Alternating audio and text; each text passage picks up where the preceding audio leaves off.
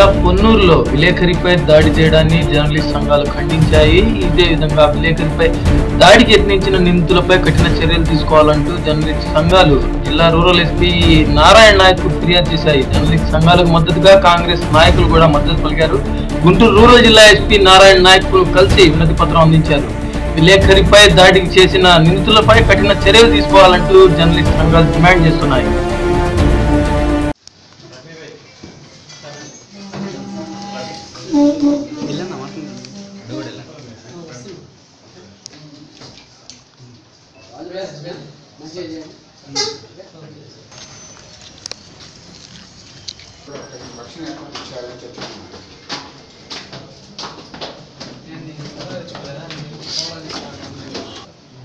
నేను చదువుతానండి.